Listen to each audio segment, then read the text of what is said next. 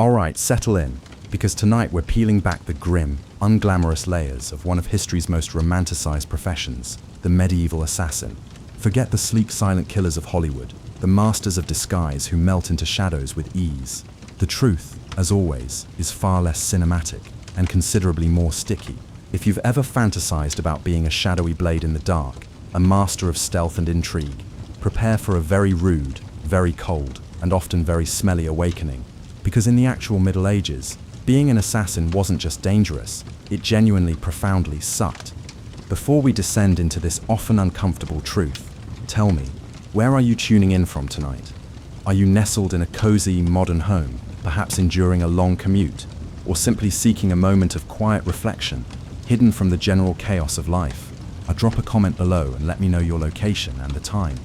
And if this kind of unvarnished storytelling brings you even a sliver of peace, or at least keeps you from the endless scroll of modern anxieties, then a quick like and subscribe would be deeply appreciated. It's oddly comforting to know who else is drifting off to the same slow march through history.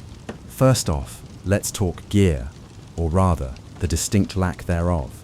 Today, a hitman has access to suppressed firearms, advanced surveillance tech, and a wardrobe that lets them blend into any crowd. A medieval assassin.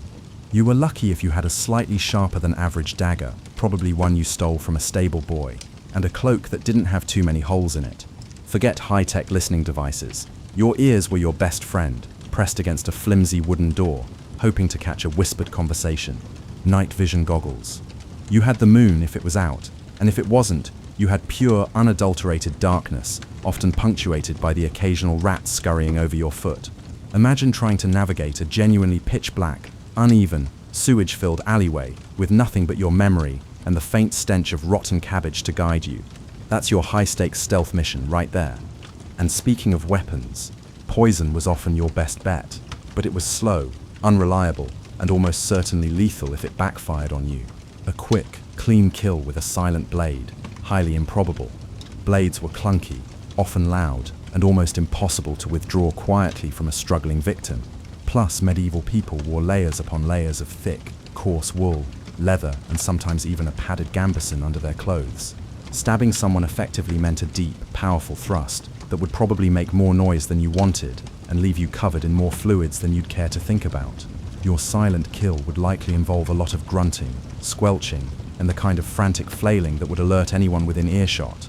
There were no sleek garrots. You were probably just using a piece of rope, hoping your victim didn't wriggle too much or suddenly have a remarkably strong neck. And if your primary weapon was a crossbow, good luck reloading that thing quickly, or doing so without making enough noise to wake the entire castle guard. Being an assassin in the Middle Ages wasn't about being cool, it was about being desperate, clumsy, and often extremely visible. In the Middle Ages, privacy was a laughable concept, and anonymity, that was a privilege reserved for ghosts. This was a world where everyone knew everyone, and a stranger was about as subtle as a dragon at a tea party. Imagine trying to blend in when the entire population of a village might be fewer than 300 people. You walk into town, and immediately, every single pair of eyes is on you. Who's that? Where'd they come from? What do they want? You stuck out like a sore thumb because you weren't known. You didn't have an established trade, and you likely smelled different from the local population. People lived in small, tightly knit communities, and any new face was scrutinized, gossiped about, and very likely reported to the local lord or watchman. There were no elaborate disguise kits. You couldn't just throw on a wig and a fake moustache. Your best bet was probably to smear some mud on your face, put on a common peasant's tunic, and hope no one noticed you had significantly cleaner teeth, or spoke with a slightly different accent. And accents were a dead giveaway. Regional dialects were so distinct that you could tell within a few words exactly where someone came from. Try infiltrating a noble's household in the south when you have a thick northern burr. You'd be lucky to get past the stable boy without raising suspicions. Information traveled by word of mouth, and rumors spread like wildfire, often faster than any actual assassin could move. If you had a target, chances are their servants, guards, and even their laundress knew every single one of their habits, every secret passage, every vulnerable moment. Trying to stalk someone was less about silent observation, and more about trying not to get caught lurking by a suspicious milkmaid with a very loud dog. So if you ever think being a medieval assassin sounds glamorous, just remember that your biggest enemy wasn't the target's bodyguard. It was probably Mrs. Henderson from down the lane, who noticed you weren't from around here and had an unusually clean tunic. If you thought modern travel was a pain, try being a medieval assassin. Forget sleek trains, comfy planes, or even a reliable horse. Your options for getting to your target were essentially walking or maybe riding a very tired, very slow donkey, and neither of those options screamed covert operative. Roads were little more than muddy tracks, often riddled with potholes, big enough to swallow a small child, and almost always infested with bandits, disease, and the general misery of the elements. Imagine having to trek 50 miles on foot through rain, mud, or snow, all while carrying your crude tools of the trade, trying to look inconspicuous while simultaneously smelling like a week-old badger. You arrived at your destination not like a shadowy figure of death, but like a perpetually exhausted, probably feverish, and definitely very muddy vagrant. Travel by sea wasn't much better. Small, rickety boats susceptible to storms, seasickness, and even pirates. And unless your target was on a small island, the ship was only going to get you so far anyway. You'd still have to disembark and embark on the long, grueling overland trek. And this was all before you even thought about the logistics of the job. You couldn't just pop into a supply store for a new rope or a better dagger. Everything had to be carried, scavenged, or made by hand, often in secrecy. Imagine trying to fashion a specialized tool in a dingy, shared inn room without alerting the innkeeper, who's already eyeing you suspiciously because you're a stranger who pays in slightly too many silver coins. The sheer unpredictability of medieval life added another layer of misery. A sudden plague outbreak could quarantine an entire town, trapping you miles from your target.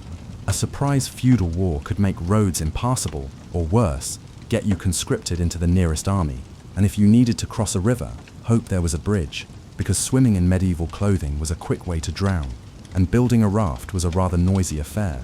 So, while modern assassins hop on a private jet, their medieval counterparts were just trying not to get dysentery while trudging through a field, praying they reached their target before their shoes disintegrated. It was less about precision and more about sheer, brutal, foot-blistering endurance. Okay, let's talk about the pervasive, inescapable, soul-crushing filth of the Middle Ages. If you're a modern assassin, you probably have a clean suit, access to hot showers, and a personal hygiene routine that doesn't involve rubbing yourself down with a handful of sand. A medieval assassin? You were perpetually, profoundly, and aromatically unclean. Clean water was a luxury, and bathing was a rare, sometimes annual event. Imagine trying to maintain a discreet profile when you consistently smell like stale sweat, wood smoke, unwashed wool, and whatever sewage you accidentally stepped in last Tuesday. You weren't a phantom in the night. You were a walking, breathing, rather pungent olfactory assault. And with this pervasive lack of hygiene came the omnipresent threat of disease. You're trying to sneak into a castle, but you've got a raging case of dysentery, or perhaps a severe toothache that's making your eye twitch uncontrollably. Or maybe you're just riddled with fleas, which not only make you incredibly itchy, but could also transmit a host of lovely medieval maladies. Sneezing fits or uncontrollable coughing could compromise your entire operation. And if you got sick, forget about a discreet recovery period in a private clinic. You'd be stuck in a filthy, crowded inn, hoping you didn't die before you even had a chance to complete your contract. Getting a cut or a minor injury was also a death sentence. No antibiotics, no sterile dressings. A simple scratch could quickly become a festering, gangrenous limb that either killed you slowly or necessitated a brutal, non-anesthetized amputation by the local barber surgeon. Even trying to hide was a smelly affair.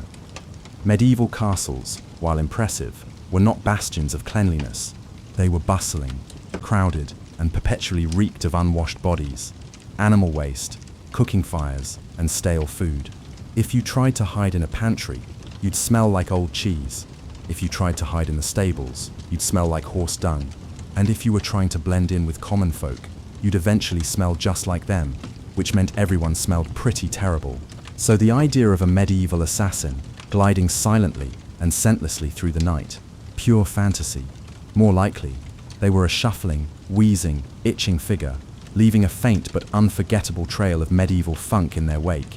And that, more than any guard dog, might have been their undoing. Imagine for a moment that against all odds, you've somehow managed to pull off the impossible. You've slipped into the heavily guarded castle, avoided the suspicious stable boy, navigated the unlit, sewage-filled alleys, and somehow, miraculously, completed your dark deed. Now what? There's no extraction team, No sleek getaway car waiting with the engine running. No clean, unmarked passports and a new identity in a sunny foreign land. Your escape plan, in the Middle Ages, was pretty much the same as your entry plan.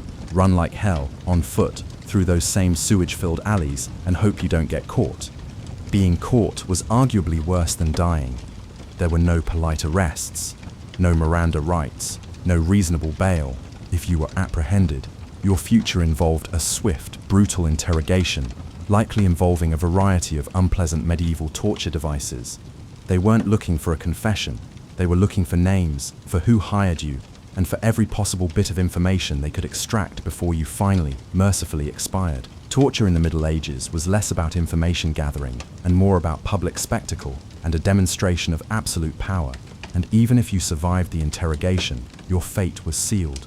Public execution was the norm, hanging, beheading, disembowelment, or worse, often in front of a cheering crowd eager for entertainment. Your reputation wouldn't be as a legendary phantom, it would be as the latest example, hanging from the gibbet outside the city gates, a grim warning to anyone with similar ideas. And the aftermath, even if you escaped, life on the run, you couldn't just disappear into a new city and start over. Your face, even if you were just a lowly peasant, would eventually become known. Word would spread, rewards would be offered. Every farmer's wife and innkeeper would be looking at you sideways. You were perpetually hunted, forever looking over your shoulder, unable to form lasting connections or truly trust anyone. Your life would be one of constant paranoia, loneliness, and poverty, always on the fringes of society. So while the romanticized assassin gets to enjoy their ill-gotten gains in a hidden lair, the medieval reality was a life of grim, solitary misery, culminating in either a brutal death or a lifetime of fear. Not exactly retirement material, is it? Becoming a medieval assassin wasn't about enrolling in a prestigious academy or mastering arcane techniques. It was about raw, brutal survival, often from a very young age, and a set of skills acquired through desperation, violence, and a distinct lack of better options. There were no senseis or grandmasters teaching you how to fall silently from rooftops. You probably just fell a lot, got injured, and eventually learned how to land slightly less awkwardly. Your training ground wasn't a pristine dojo. It was the unforgiving streets, the shadowy corners of market squares, and the harsh realities of medieval warfare or banditry. You learned to fight dirty because there was no honor, only survival. Every scrap of knowledge was hard-won, often at the cost of pain or near-death experiences. Forget mastering complex martial arts. Your combat training usually consisted of learning how to quickly incapacitate a target with a blunt object, a quick stab, or a garrote before they could raise an alarm. It wasn't about elegance, it was about efficiency and brutality. You learned how to pick a pocket by being caught and beaten until you got better. You learned how to scale a wall by repeatedly failing and falling until you found a hidden handhold. And your intelligence gathering wasn't sophisticated espionage. It was eavesdropping in taverns, bribing disgruntled servants with a few meager coins, or simply observing predictable routines from a distance, hoping no one noticed you lurking. Moreover, the career of a medieval assassin was almost certainly short-lived. The sheer risks involved, the constant danger of exposure, disease, or a botched job, meant that few, if any, lived to a ripe old age or retired comfortably to a quiet cottage. Your retirement plan was usually an early violent death, often at the end of a rope or a blade. Every successful mission only increased the odds of a future failure, as more powerful enemies would take notice and more people would be looking for you. The skills you learned were specialized for violence and deceit, rendering you utterly useless for any kind of legitimate life. You couldn't just quit and become a baker. Your past would forever follow you, and the violence you inflicted would eventually consume you. So, while the idea of a highly skilled, enigmatic assassin is alluring, the reality was a life of grim, brutal lessons, constant danger, and a statistical certainty of a very unglamorous end. In the Middle Ages, an assassin's paycheck wasn't a neatly deposited sum into a Swiss bank account. It was usually a handful of silver coins, maybe a rough gem, or a promise that your family wouldn't be evicted from their hovel for another season. And often, even that meager payment was unreliable, if not outright dangerous. Your employer was likely a powerful lord, a desperate merchant, or a jealous rival, none of whom were known for their impeccable ethics or financial transparency. They might promise you a fortune, but actually delivering it was another story. Imagine having just completed a life-threatening mission, only to have your patron decide they don't want to pay. Or worse, they want to eliminate you to tie up loose ends. You, a shadowy outcast, had no recourse, no union, no legal protection. You couldn't exactly sue the Duke for breach of contract. Your best bet was to just vanish and hope you didn't become the next target. Sometimes payment wasn't even in currency, but in goods. A sack of grain, a sheep, or permission to squat on a piece of land. While valuable in a subsistence economy, it wasn't exactly the glamorous wealth you might imagine. And what about expenses? You had to buy your crude tools, pay for your miserable lodgings in flea-infested inns, and maybe even bribe a guard or two. All of this came out of your own meager earnings, which meant you were probably perpetually living on the brink of poverty, despite the high-stakes nature of your work. It was a vicious cycle. Risk your life for unreliable pay, which barely covered your meager living expenses, pushing you to take on yet another dangerous job just to survive. Even the reward of reputation was a double-edged sword. Becoming known as an effective assassin might get you more contracts, but it also painted a giant target on your back. You were a valuable but dangerous commodity. Everyone wanted to use you, but nobody wanted you around for long. The more successful you were, the more paranoid you became, always wondering if the next contract was a setup, or if the person hiring you was actually planning your demise. So, while the romanticized assassin accumulates wealth and prestige, the medieval reality was a life of constant financial precarity, unreliable employers, and the very real danger that your reward might be your own brutal demise. It wasn't a path to riches, it was a desperate gamble against starvation and death, with slim odds of winning. Beyond the physical dangers and the lack of decent amenities, being a medieval assassin exacted a brutal toll on the mind. Forget the stoic, emotionally detached killers of fiction. The medieval reality was a life steeped in pervasive paranoia, profound loneliness, and the constant soul-gnawing fear of discovery. You couldn't trust anyone. Your employers saw you as a disposable tool. Your targets were, well, your targets, and everyone else in medieval society, from the local lord to the lowliest peasant, would likely view you with suspicion, fear, or outright hatred if your true nature became known. You lived a life of secrets, and that meant a life of profound isolation. There were no friendly faces to confide in, no support networks, no one to share a mug of ale with, without wondering if they were trying to poison you, or if they were subtly scrutinizing your every move. Every stranger was a potential threat, a spy, or someone looking to collect a bounty on your head. Every unexpected noise was an alarm. Every knock at the door sent a jolt of ice through your veins. You couldn't relax, not really. Sleep was often fitful, plagued by nightmares of botched jobs, vengeful victims, or the chilling prospect of the torturer's rack. The constant hypervigilance would wear anyone down, transforming even the most resilient individual into a paranoid wreck. The psychological burden of taking a human life, even if you were detached, was immense. The medieval world was deeply religious, and the concept of eternal damnation for mortal sins was very real. Imagine living with the constant fear that not only would you suffer a gruesome death in this life, but your soul would be condemned to endless torment in the next. It was a terrifying prospect for even the most hardened killer. So while the idea of a medieval assassin might conjure images of dark glamour, the reality was a life devoid of trust, warmth, or peace. It was a solitary, hunted existence where your mind became as much a prison as any dungeon, slowly eroding your sanity with every secret kept, every life taken, and every shadow that seemed to move just a little too quickly. Not exactly a blueprint for mental well-being, is it? So there you have it, the profoundly unglamorous, often miserable, and almost certainly short life of a medieval assassin. Forget the romanticized image of the silent, elusive phantom. The reality was a perpetually dirty, ill-equipped, socially isolated individual trudging through mud, smelling vaguely of stale sweat and fear, constantly battling fleas and dysentery, and perpetually looking over their shoulder. They didn't glide through shadows, they stumbled through pitch-black alleys. They didn't wield elegant silence blades, they used crude daggers and hoped for the best, and they certainly didn't retire to a life of luxury. Their retirement plan usually involved a very public, very painful demise, or a lifetime of poverty and paranoia on the run. Being an assassin in the Middle Ages wasn't a path to power or prestige. It was often a last resort, a desperate, miserable gamble for survival in a brutal world that offered few other options. It was a life lived on the fringes, shrouded not in mystery, but in the pervasive stench of medieval filth and the constant nagging fear of discovery.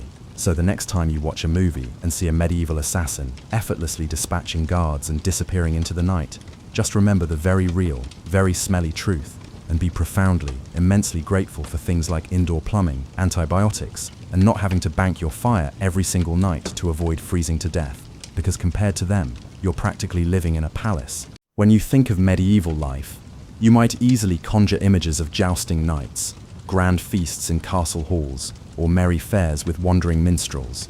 But for the average medieval peasant, especially when the biting winds of winter began to howl, reality was a far grimmer affair. Winter wasn't just a season, it was an annual, brutal test of endurance, a relentless assault that didn't believe in second chances. Every dawn that broke, revealing you still breathing, and with all your extremities accounted for, was considered nothing short of a minor miracle, perhaps worth celebrating with a slightly less frozen turnip for breakfast.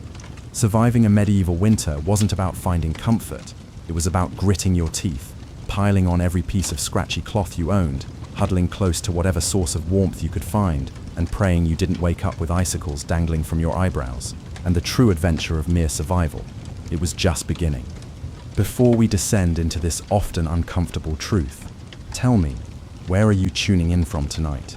Are you nestled in a cozy modern home, perhaps enduring a long commute, or simply seeking a moment of quiet reflection, hidden from the general chaos of life? Drop a comment below and let me know your location and the time. And if this kind of unvarnished storytelling brings you even a sliver of peace, or at least keeps you from the endless scroll of modern anxieties, then a quick like and subscribe would be deeply appreciated. It's oddly comforting to know who else is drifting off to the same slow march through history. If you ever thought your modern apartment was drafty because a window doesn't quite seal properly, medieval peasants would likely scoff and ask for a word. Their homes weren't just drafty, they were, to put it politely, very enthusiastic wind tunnels with a roof. Most peasant houses were constructed using what historians euphemistically term wattle and daub. Translation: a rudimentary framework of interwoven sticks and branches, crisscrossed like a giant haphazard basket. This skeletal structure was then smeared, lovingly if you can believe it, with a charming and surprisingly effective mixture of mud, straw, and animal dung. Yes, dung. They weren't trying to be intentionally gross. Animal dung was readily available, cheap, and possessed excellent binding and insulating properties. These walls, no matter how thickly or lovingly smeared, stood little chance against a proper raging winter storm. The cold wind, an omnipresent and malevolent force, found every minute crack, every tiny gap, every imperceptible crevice, and gleefully danced its way into the single-room homes, swirling around and making absolutely sure you never got too comfortable. Privacy? Absolutely not. Warmth? Not really. Character building? Oh, most definitely. And then there were the roofs. Often made of thatch, these roofs certainly looked picturesque in summer, but after a few relentless months of rain, snow, and brutal winds, they sagged, leaked incessantly, and occasionally offered an unwelcome, feathery entrance to local wildlife. Nothing quite says pleasant evening at home like a bewildered squirrel or a confused bird unexpectedly dropping onto your dinner. Windows, if they existed at all in a peasant's hovel, were laughably tiny, mere holes often covered with thin animal hides or simple wooden shutters. Glass was an astronomical luxury, so expensive that even the wealthiest lord of the manor likely couldn't afford more than a single tiny pane. And peasants, they were just genuinely happy if the wind didn't rip the entire cowhide covering right off the wall in the middle of a blizzard. To make matters even worse, floors were usually just compacted dirt. When it rained or snowed heavily, groundwater and mud would seep up through the ground, transforming your humble abode into something akin to a very personal, very muddy, indoor water feature. Not that anyone appreciated it during winter.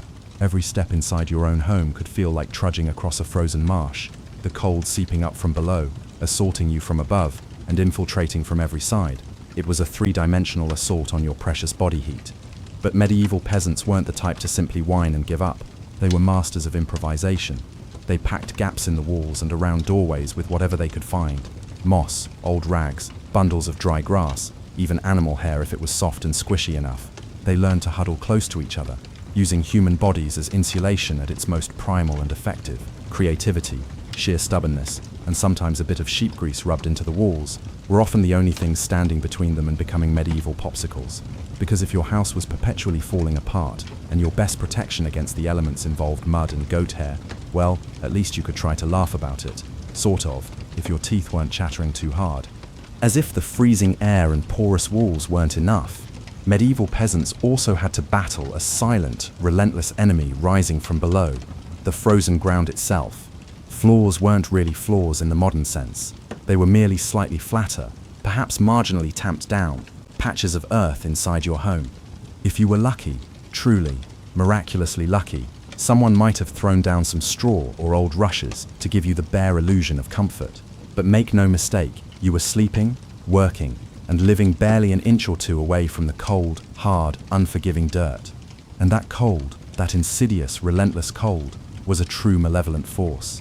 It seeped up from the earth like an evil little ghost, a chilling vapor worming its way through the thin layers of straw, into your rough garments, into your very bones, and straight into your soul. If you accidentally dropped anything onto the floor during a winter night, a tool, a piece of bread, a desperate tear, congratulations. It was now inextricably part of the permafrost, probably to be chipped free in the morning. Medieval peasants, in their ingenious desperation, tried to fight this grim underground battle in a few practical ways. One common method was layering thick mats of straw across the floor. If you could afford to buy it, or more realistically, if you could stealthily acquire enough of it from your neighbor's field without getting caught, you might achieve a somewhat decent insulating barrier. But straw, being straw, flattened fast under constant foot traffic. It also got moldy even faster, especially when exposed to moisture from the earthen floor or human and animal exhalations. This added an extra crunchy, damp soundtrack to your already miserable short nights. Some homes layered dried rushes onto the dirt instead, which offered a slightly more structured mat. Every so often, they would simply throw fresh rushes on top, without the laborious process of cleaning out the old, compacted, decomposing ones. Over time, this created a fascinating, multi-layered ecosystem, decomposing plants, a thriving population of fleas, lice, and whatever other mystery creatures decided to move in for the winter. It was basically medieval carpet padding, if your carpet was alive, slightly damp, and perpetually smelled like a wet dog that just rolled in a compost heap. Beds, for those who even had them, didn't offer much respite from the chilling ground. They were usually little more than crude wooden frames packed with, you guessed it, more straw or hay. Instead of cozy, conforming mattresses, you had poking, shifting, crunchy layers that did little to block the relentless cold radiating up from below. Tossing and turning in the night wasn't about finding a comfortable position. It was a desperate, awkward dance to keep blood flowing, numb limbs from freezing, and to redistribute the pressure points that made sleeping agony. The truth is, medieval peasants didn't conquer the icy ground so much as learn to live uncomfortably, perpetually aware of it, directly above it. A good night's sleep wasn't about dreams or softness. It was about the profound relief of waking up with all your toes still attached and your fingers still functional. And if you could pull that off, hey, you were already doing better than most. If a medieval home had a single undisputed hero during winter, it wasn't the leaky roof, nor the drafty walls, nor even the brave layers of dirt and dung insulation. No, the true champion was the hearth, a crackling, smoky, often stubborn fire pit that served as the only real, consistent defense against the cold, the encroaching darkness, and the pervasive gloom of medieval life. At the absolute center of nearly every peasant home, acting as its beating heart, was a simple fire. Forget the grand stone fireplaces with ornate mantels you see in movies. Forget the neat chimneys sweeping smoke skyward. Instead, you had a basic pit dug into the dirt floor, or a small pile of stones, upon which some half-burned logs smoldered, and enough smoke poured into the room to make you genuinely wonder if you were slowly, inevitably becoming a human ham, perpetually cured by the indoor atmosphere. That's right, most peasant homes didn't even have chimneys. Smoke simply did its best. It drifted lazily out through small, haphazard holes in the roof, seeped through cracks in the walls, or more often than not, simply hung heavy in the air, drifting right into your lungs if it was feeling particularly lazy that evening. It certainly wasn't ideal for breathing, nor for your overall long-term lifespan. But on the bright side, it did a surprisingly effective job of fumigating fleas and other unwanted insect guests. Who needs pest control when you're essentially marinating in smoke 24/7? The hearth wasn't just about warmth either, although that was its primary function. It was the kitchen, the sole source of light after sunset, and sometimes even the medieval version of a television. People instinctively gravitated towards the fire, sitting around its flickering glow, telling stories, sharing gossip, or simply staring into the hypnotic flames because, frankly, there wasn't much else to do after the sun had set. Keeping this precious fire alive wasn't just a nice idea or a comforting habit. It was mandatory, a matter of life and death. Letting the fire die out overnight was akin to putting up a welcome sign for the cold, inviting it to come in and finish you off. Plus, reigniting a fire from scratch in the dead of winter wasn't as simple as striking a match. You had to painstakingly work with flint, steel, dry kindling, and offer up more desperate prayers than you'd ever offered before for a single precious spark. Everyone in the family had a crucial duty when it came to the hearth, stoking the flames, watching the embers, carefully adding peat, small sticks, or if you were incredibly lucky, a precious, painstakingly acquired piece of dry wood. It was a constant, exhausting battle between human persistence and the smothering, relentless cold that wanted nothing more than to snuff out every last flicker of warmth and hope.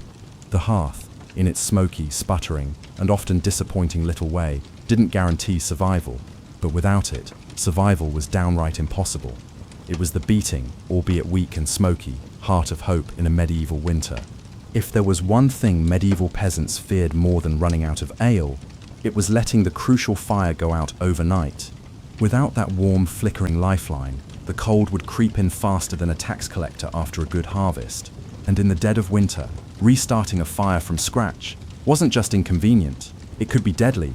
Matches didn't exist yet. Lighters were a distant, unimaginable dream. Rekindling a fire meant painstakingly striking flint and steel together, over and over, praying for a single precious spark to catch. Then you had to coddle that spark with tender, painstaking love, carefully nurturing it with whatever dry kindling you hadn't already burned days ago. Imagine trying to do all this in the freezing dark, half asleep, with fingers stiff and clumsy from the cold. Now, for extra motivation, add the hungry howl of a distant wolf. So peasants got smart. They became masters of fire banking.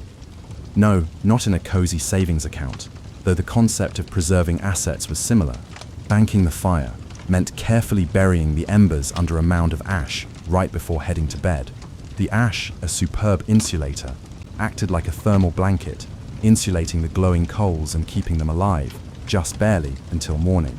If you performed this delicate art correctly, you could stroll over at sunrise, poke the ash pile a little, add fresh wood or kindling, and voila, fire, without the laborious frostbite-inducing ordeal of starting from scratch. But if you did it wrong, if a stray draft or too much dampness infiltrated the ash, well, let's just say mornings got a whole lot colder and a whole lot grumpier. Fire banking was an art form, a critical skill passed down from parent to child, like a prized family recipe. Everyone had their own little secrets, their preferred methods. Some insisted on using only dry ash. Others swore a bit of dampness was key to a slow, steady burn. Some packed the embers tight. Others let them breathe a little. You could practically start a medieval argument just by suggesting a better fire banking method, complete with passionate gestures and perhaps a few well-aimed clods of mud. It was the ancient version of arguing over barbecue techniques, just with slightly higher survival stakes.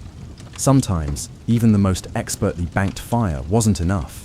A howling wind might sneak through an undiscovered crack and snuff it out anyway, or a clumsy sheep might stumble into the hearth, scattering embers. Yes, it happened. That's why some families, in a testament to their dedication to survival, took turns getting up in the dead of the night to check the coals. Basically, the medieval equivalent of sleepwalking to the thermostat, but with far greater consequences. In the end, fire banking was less about mastering nature and more about buying just a few more precious hours of warmth, a fragile reprieve from the encroaching cold. And if you woke up to even a single surviving ember, still faintly glowing in the ash, that was your victory right there, a tiny precious spark of hope, and enough to face another day of battling the cold. In medieval times, the phrase "the more the merrier" wasn't just about parties or festivals, it was a fundamental winter survival tactic. When the fire sputtered pathetically and the freezing winds whistled through every crack in the wattle and daub walls, there was one surefire source of warmth that was always available: each other. And if that meant sleeping cheek to cheek, limb to limb with your entire extended family, a few neighbors, your livestock, and quite possibly a very confused goose, then so be it. Forget about personal space. Privacy wasn't even a recognized concept on the coldest, most desperate nights. The goal wasn't comfort or individual preference. It was the absolute, non-negotiable imperative: don't wake up frozen to the floor. Entire households, sometimes multiple generations, and even unrelated lodgers, would pile into the warmest corner of the single-room house, wrapping themselves in whatever scraps of cloth and rough wool they could find, forming what could best be described as a desperate, snoring human lasagna. Younger children, being smaller and more vulnerable, squeezed in tightly between parents or older siblings, nestled deep in the center of the warmth. Grandparents, with their brittle bones and slower circulation, snuggled under the outer layers, their wisdom a valuable asset in this nightly battle. And if Cousin Ethel showed up unexpectedly, shivering at the door after a disastrous journey, well, there was always room for one more, somehow, somewhere. If you were lucky, truly blessed by the winter gods, you got to sleep in the middle of this human pile, where body heat radiated from all sides, creating a cocoon of relative warmth. If you were unlucky, you were on the precarious edge, the medieval equivalent of sleeping next to the perpetually open door of a meat locker, and woe to the person who dared to move too much during the night. You shifted once to get marginally comfortable, and suddenly you'd inadvertently knocked Aunt Mildred into a freezing draft by the wall. Congratulations, you are now the family villain, and deservedly so. Sometimes even the bedding itself was a shared, communal affair, a single, vast straw mattress that slowly flattened and decomposed under the nightly weight of multiple generations. And because hygiene wasn't exactly winning any awards in medieval times, especially in winter, let's just say it wasn't the most fragrant or appealing sleeping arrangement. But hey, when it's you versus frostbite and hypothermia, you quickly learn to stop being picky. Body heat wasn't just a nice bonus, it was a strategic resource. Some medieval guides and folk wisdom even recommended deliberately arranging the strongest, warmest people on the outside of the group, like living human shields against the cold. Babies and frail elders were tucked deep into the center, treated like the precious, vulnerable heat generators they were. This intense proximity wasn't just about survival, though. Over time, it became a fundamental part of daily life, deeply woven into the fabric of family bonding. Long winter nights huddled together naturally led to storytelling, quiet singing, and undoubtedly some very interesting muffled conversations under the shared wool blankets. So next time your sibling steals your blanket, or your dog shamelessly hogs the entire bed, just remember, at least you're not fighting for elbow space between a snoring uncle and a particularly judgmental goat. If you thought dealing with modern roommates was a challenge, medieval peasants would like to introduce you to their winter housemates. These weren't just fellow humans. We're talking cows, goats, pigs, chickens, basically anything with a pulse and a little bit of body heat to spare. Bringing animals indoors wasn't merely a quaint village tradition or a rustic quirk. It was absolutely vital for survival. Livestock generated a surprising amount of warmth, and in a poorly insulated hovel where the wind howled louder than your stomach on an empty day, every single degree mattered. Plus, if your goat shared a wall with you inside your home, it was slightly less likely to get stolen by a desperate neighbor in the dead of night. 2 birds, 1 stinky stone. At night, the peasant house transformed into a chaotic, living furnace. Chickens nested in corners or on rafters, pigs snorted contentedly near the hearth, and cows lounged luxuriously against the walls, chewing cud as if they paid rent and held a long-term lease. It wasn't glamorous, far from it. If you've ever been stuck in a car on a summer road trip with someone who forgot to shower for a week, imagine that. But it's a cow, it's winter, and there's literally nowhere else to go. The smells were legendary. By springtime, the perfume of a shared winter living space was something truly fierce, a robust blend of smoke, animal waste, unwashed bodies, and damp straw. You didn't need to light a scented candle. Your nostrils were already on a wild, involuntary ride. But medieval peasants developed a selective nose, a kind of sensory blindness to the pervasive odors. They didn't complain much because they understood one uncomfortable, undeniable truth. The more animals inside, the fewer frozen toes and hypothermia cases in the morning. Certain animals even had prime spots in this domestic menagerie. Cows, being the biggest and warmest, usually took center stage near the family, their massive bodies radiating heat. Goats were allowed closer in for their warmth, and frankly, because goats, being goats, would find a way inside anyway. Chickens often roosted in rafters or old baskets, high enough to avoid being stepped on. And pigs, well, pigs didn't care. They plopped down wherever they pleased, probably right in the middle of the only clear patch of floor. Of course, Sharing your very intimate sleeping quarters with livestock wasn't without its unique hazards. Imagine drifting off peacefully, only to be rudely awakened by a chicken deciding your hair makes a perfectly good perch, or stepping barefoot into something suspicious first thing in the morning. Yes, medieval mornings could be full of unpleasant surprises. Still, despite the noise, the legendary smells, and the occasional hoof to the ribs, peasants understood the simple, brutal math: cold kills and cows, whether they want to or not, cuddle. In the desperate, ongoing battle against winter's icy fingers, a warm, slightly slobbery cow breath was often the deciding factor between life and death, providing those precious few degrees that made all the difference. In medieval winters, fashion wasn't about looking good or keeping up with the latest trends. It was exclusively about not dying. Peasants weren't flipping through fashion catalogues. They were layering up like they were preparing for an epic, never-ending battle against the Grim Reaper himself. The cardinal rule was simple: if you owned it, you wore it, sometimes all at once. First, the basic under-tunic, a scratchy, probably not too clean linen shirt. Over that, a thicker woolen tunic. Then another if you were fortunate enough to possess one. Add some leggings that sagged at the knees, a rough, heavy cloak draped over your shoulders, and if you were truly lucky, a patched-up sheepskin thrown on top like a hard-won trophy. Congratulations, you were now approximately 10% warmer and 90% itchier. Boots were a luxury that many peasants simply couldn't afford. Instead, they wrapped their feet in countless layers of cloth or old rags, stuffing them into crude wooden clogs if they had them. If the cold still bit through, well, you just added another rag and hoped you didn't lose a toe to frostbite by morning. And forget about washing all these layers. Washing your clothes in the middle of winter meant dragging them to a frozen stream, smashing through a layer of ice, then laboriously scrubbing them in freezing water, and finally waiting 2 days for your only shirt to dry, if it didn't just freeze solid into a tragic, unwearable ice sculpture in the meantime. Most peasants wisely decided that smelling like a mix of smoke, sweat, and sheep was a small, acceptable price to pay for the much more critical objective of not freezing solid. Interestingly, the pervasive dirt and grease buildup on their clothing had a surprising bonus feature. It provided additional insulation, that thick, grimy layer locked in precious body heat.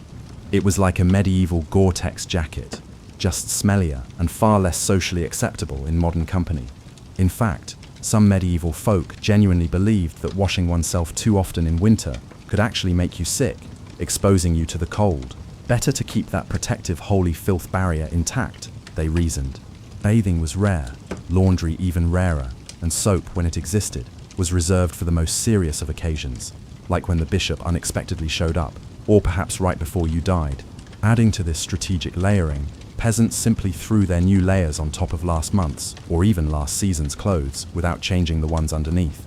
Eventually, you became a walking museum of the past 6 weeks, every stain and patch telling the heroic story of that one time you slipped in the mud but didn't die.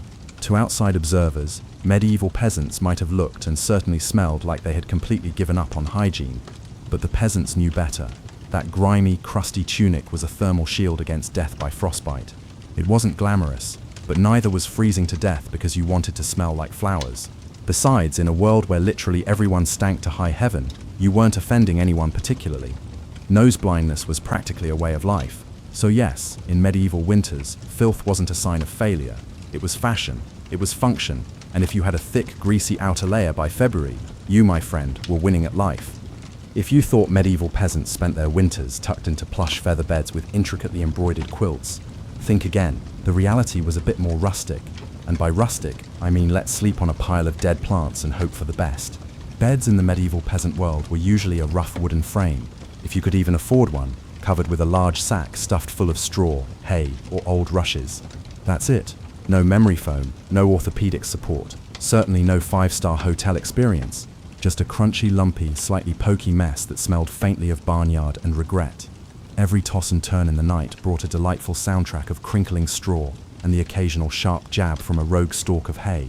Some peasants even skipped the wooden frame altogether and just threw the straw straight onto the dirt floor, creating a luxurious ground-level sleeping experience that modern influencers would probably rebrand as earth-connected slumber or primal grounding. These straw mattresses weren't just uncomfortable, they were temporary and perpetually in decline. Over time, the straw flattened under constant weight, grew moldy from dampness, attracted bugs like a 5-star resort for insects, and generally turned into a biological hazard zone. Changing the straw was a significant event, a major household chore usually done only a few times a year if you were particularly diligent, or whenever your bed started actively moving without your permission. Rushes were a popular alternative to straw. These long grasses were spread thickly on the floor, sometimes even mixed with fragrant herbs like lavender or rosemary, not for luxury, but to mask the overwhelming, inescapable livestock aroma of daily life. Fresh rushes smelled lovely for about a day. After that, they quickly became part of the muddy, trampled, decomposing landscape inside the house, blending seamlessly with dirt, food scraps, and whatever else wandered in. And let's not forget the ever-present bedfellows. Fleas, lice, and other charming critters absolutely loved straw bedding, almost as much as the peasants themselves did. If you woke up scratching more than you slept, congratulations, you were living the authentic medieval peasant experience. Despite these myriad hardships, these humble beds were genuine lifesavers. Piles of straw provided a crucial insulating layer, however thin, against the frozen earth, and the act of clumping together multiple bodies atop these layers created pockets of shared body heat. Medieval central heating, at its most basic and effective. So next time you sink into your soft, supportive mattress, enjoying the blissful comfort of modern bedding, just remember that somewhere out there, a medieval peasant is looking down at you from history, grinning through a mouthful of missing teeth, and quietly saying, "Must be nice." When you live in a house literally made of sticks, mud, and optimism, you quickly learn that winter breezes aren't just a nuisance, they're personal attacks. Medieval peasants didn't just fight the cold from the outside, they fought it relentlessly from inside their own homes, armed with nothing but whatever they could cram into the cracks. And trust me, there were a lot of cracks. Walls warped, the mud daub crumbled, and the thatch roof sagged. The cold seemed to find new, infuriating places to sneak in every night, like a mischievous poltergeist, with a deeply personal grudge against your comfort. Sealing up the house, or at least attempting to, became an art form, a constant ongoing battle. Peasants stuffed gaps with moss, straw, scraps of old cloth, bundles of dry grass, and sometimes even animal hair, if it was soft, squishy, or vaguely insulating. If it could be jammed into a hole, it was. Some particularly determined souls undertook the grim annual winter project of daubing extra layers of mud and dung over the outside of their walls. Imagine standing there in freezing weather, slapping cold manure onto your own house, while muttering to yourself, "This is fine, this is luxury," because in a way, it absolutely was. Roof leaks were another perpetual battlefield. Thatch, while cheap and plentiful, wasn't exactly waterproof, especially after a few seasons of relentless rain and snow. Peasants would desperately plug holes in the roof with spare bits of cloth, bundles of reeds, or in moments of true desperation, chunks of turf stolen from the nearest field. Every home eventually started to resemble a slightly sad, perpetually damp patchwork quilt, painstakingly made by someone who gave up halfway through. Doors and windows, if you were lucky enough to have them, were little more than crude wooden planks hung by rusty iron nails and sheer stubbornness. Window holes were often covered with animal hides or thick cloth soaked in animal fat to block out the worst drafts, and as a bonus, add a mysterious aroma of vaguely rendered animal products to the living space. Every night was a grueling battle between human ingenuity and the relentless, sneaky cold. One minute you were relatively warm, the next, a sudden gust would find the one spot you missed, slapping you awake like a frosty hand of doom. Yet somehow, through sheer cleverness, grim stubbornness, and a refusal to accept slightly frozen as a permanent state of being, medieval peasants patched, stuffed, and muddled their way through the worst winters nature could throw at them, one muddy handful at a time. When the cold bit hard enough to keep you awake at night, medieval peasants had a solution that would make any modern sleep expert cringe. Don't even try to pretend everyone's sleeping at once. Instead, they developed a survival strategy that today would make any military commander proud, sleeping in shifts. It wasn't some grand, organized system with whistles and roll calls. It was far simpler and much more desperate. Half the household stayed awake, tending to the precious, demanding fire, and patching up any stray drafts that dared to appear, while the other half curled up under threadbare blankets and hay, trying to catch a few precious hours of half-frozen sleep. The fire needed constant attention. Left alone, it would die down, and restarting it, remember, was about as easy as convincing a stubborn donkey to dance a jig. So someone had to be on ember patrol, a vigilant guardian of the warmth. And since no one wanted to actually get up, once they were finally warmish, families rotated shifts. You dozed for a few hours, got unceremoniously elbowed awake by your shift partner, then stumbled over to the hearth to poke, prod, and silently curse the fire back to life, all while trying not to step on a sleeping goat or a disgruntled pig. The rotation wasn't glamorous. There were no night vision goggles, no late-night snacks, and certainly no 5 more minutes snooze buttons. Just stiff joints, heavy eyelids, and a growing internal resentment toward whoever snored loudest during your shift. Children old enough to hold a stick were quickly pressed into service, learning early that in winter, everyone pulled their weight or risked freezing trying. Grandparents sometimes stayed by the fire for longer stretches, both because of their accumulated experience in fire management, and frankly because arthritis made lying down and getting up again a truly monumental event. And when it was your turn to actually sleep, good luck. With people moving about, animals rustling and snorting, wind battering the walls, and the occasional sharp nudge from a sibling who accidentally rolled over too hard, getting quality rest was nothing short of a miracle. Yet, despite the pervasive exhaustion, the system worked. Sleeping in shifts meant that there was always a set of weary eyes and cold, begrudging hands ready to keep the hearth alive. The embers survived, and by extension, so did the family. So next time you grumble about waking up to adjust the thermostat, or let the cat out, spare a thought for the medieval peasant squinting into a smoking, dying fire at 3:00 a.m., wondering if toes were really that important after all. You know it's truly cold when you have to actively think about how you breathe just to stay alive. Medieval peasants didn't just battle the freezing air with scratchy cloaks, sputtering fires, and creative sleeping arrangements. They even adjusted the very way they inhaled and exhaled to survive the night. The problem was simple and terrifying. Deep, open-mouth breathing pulled icy air straight into your lungs, chilling your core from the inside. In a world where pneumonia could kill you faster than you could say Hail Mary, that was a risk nobody, absolutely nobody, wanted to take. So peasants learned the subtle, critical art of what you might call survival breathing. Instead of sucking in huge gulps of air like they'd just run a marathon across a frozen field, they kept their breathing shallow, slow, and most importantly, exclusively through the nose. The idea was to gently warm the incoming air a bit as it passed through the nasal passages before it hit their delicate lungs. It wasn't perfect, but it was infinitely better than coughing yourself into the grave by February, racked by an unstoppable lung infection. If you accidentally took a big gasping mouthful of frigid air, congratulations, you just bought yourself a ticket to a week of hacking up bits of what felt like your very soul, with no doctors in sight and only grandma treating you with hot onion tea and very firm prayers. Some people even tucked parts of their cloaks, shawls or rags up over their faces while they slept, creating a makeshift breath warmer barrier. Of course, this also meant you often ended up with a damp, slightly soggy fabric patch clinging unpleasantly to your mouth by morning. But hey, it beat freezing from the inside out. Children were taught these crucial tricks early on.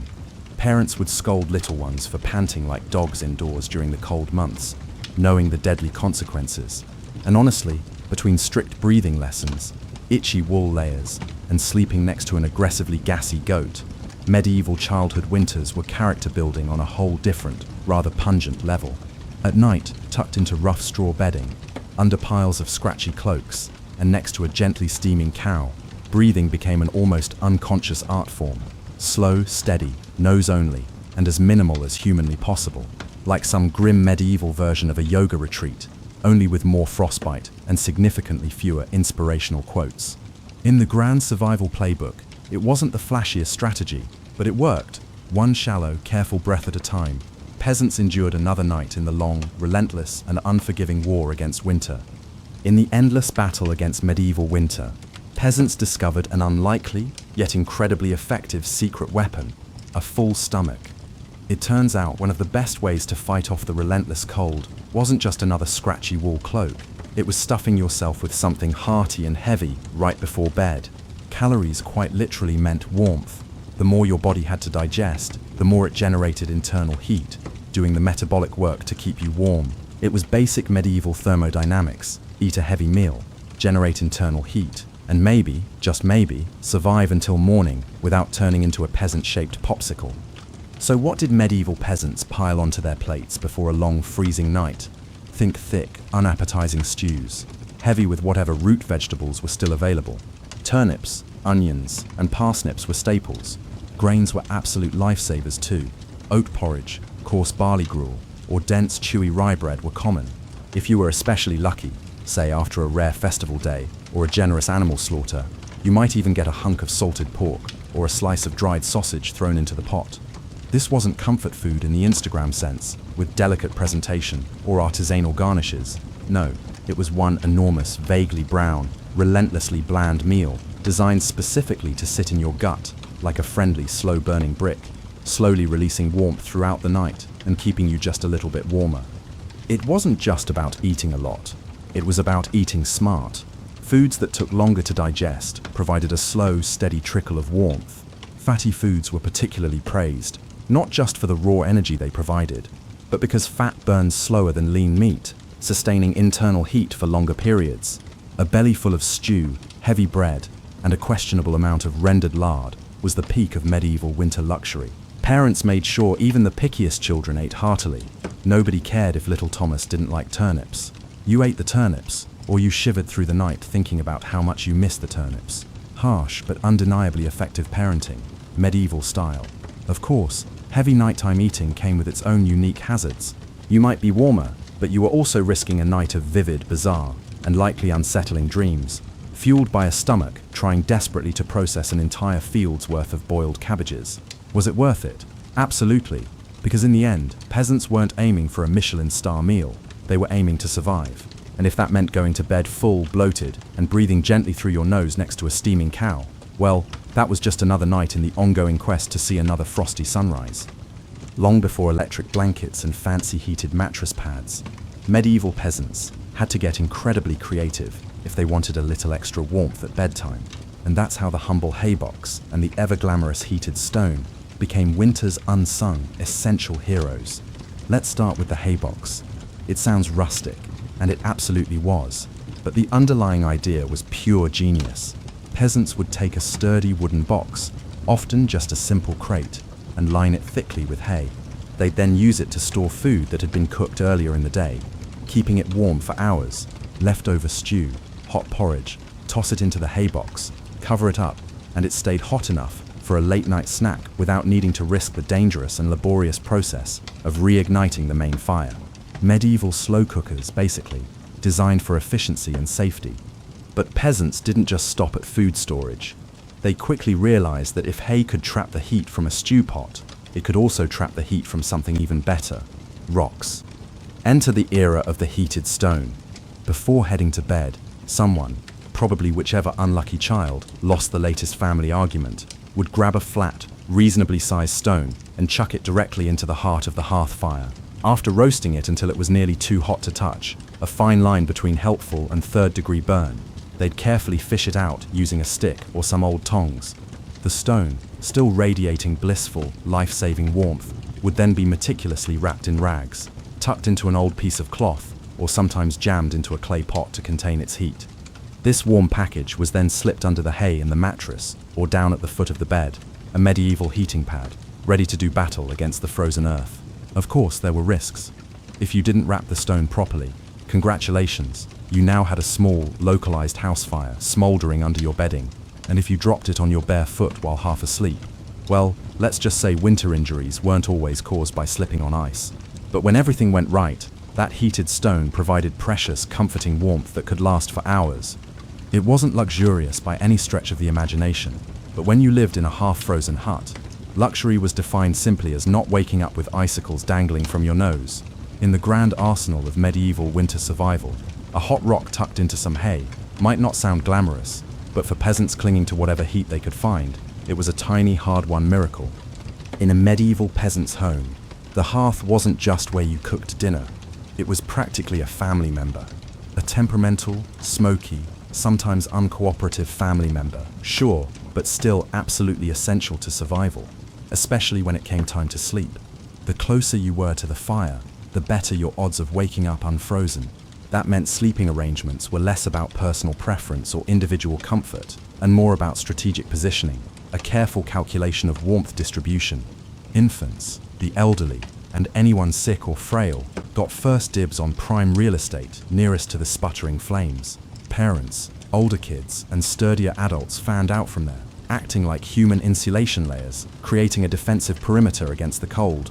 Being assigned a spot close to the fire wasn't just kindness, it was basic, brutal survival math. Babies were fragile heat generators, and elders were precious repositories of family knowledge and, let's be honest, the best gossip. Protecting them with prime warmth was non-negotiable. But it wasn't all cozy toasting by the flames. Too close, and you risked waking up with your hair singed, your rough wool cloak smoldering suspiciously, or even severe burns. Too far, and you were basically camping in an icebox, with the cold seeping into your very bones. It was a delicate, nightly dance. Stay near enough to bask in the fire's meager glow, but not so near that you had to explain to your neighbor why you now looked like a half-cooked roast.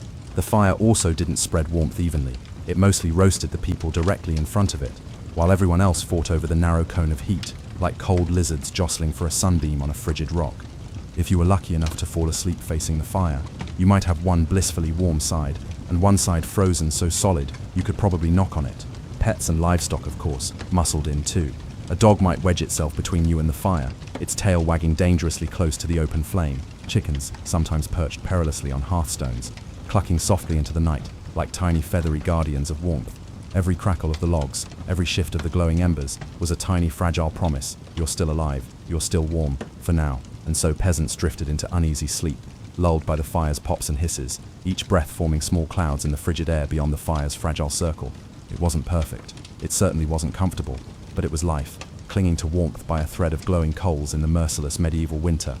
In the medieval world, no one survived winter alone, unless they genuinely wanted to become a very stylish frozen statue by January. Survival wasn't just a family affair. It was a village-wide project, a messy, muddy, loud collaboration where everyone's warmth and life ultimately depended on everyone else. The peasants knew, deep in their bones, that in the dead of winter, a strong fire and a pile of hay could only do so much. If your neighbor's house went dark, you noticed. If the thin plume of smoke from old Tom's hearth suddenly stopped curling into the sky, someone went to check. And not just because Tom might owe you a chicken, though that might certainly be part of the motivation. It was because community, in its most raw and essential form, meant survival. Villages often had unofficial winter watchers, often the young, the elderly, or those unable to work the fields vigorously, who could keep a vigilant eye on who was coughing too hard, who hadn't come to barter at the market in a few days, or whose home looked a little too still in the morning frost. These people were the medieval version of neighborhood patrol, minus the reflective vests, plus a lot more sheep. If a family's fire went out, it wasn't just an inconvenience, it was a near emergency. A good neighbor would immediately rush over with a glowing coal bundled carefully in rags, or better yet, invite the freezing family into their own smoky, already overcrowded hut for the night. Yes, it meant squeezing an extra 4 or 5 bodies into an already impossibly cramped space, but it was infinitely better than finding frozen friends and neighbors come spring thaw. Communal food stores also played a critical role. During especially brutal winters, villages sometimes pooled their last salted meat, meager grain supplies, and dried vegetables. It was grim charity. No one had much to spare, but a few communal meals could genuinely be the difference between staggering into spring or not making it at all. Even children understood the stakes. They helped deliver firewood, shared precious embers from their own hearths, and ran urgent messages when someone needed help. No one was too small or too tired when winter came knocking with its icy fist.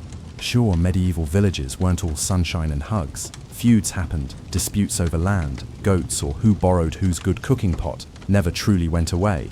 But when the nights grew deadly cold, old grudges were often quietly shelved, deemed secondary to the overriding imperative of survival. After all, an old rival was still a human being worth saving, because tomorrow it might be you needing rescue in the icy heart of winter. In the end, the village became one big, stubborn, often dysfunctional, sometimes hilarious, but always fiercely determined family, pushing to survive together, one muddy boot, one crackling ember, one frozen smile at a time. When medieval peasants faced the merciless, suffocating cold of winter, they didn't just pile on cloaks or stoke the fire, they prayed a lot. Because when the wind howled like hungry wolves outside your paper-thin walls, and the fire shrank into sullen, almost defeated embers, you desperately wanted every possible advantage, including a little divine intervention.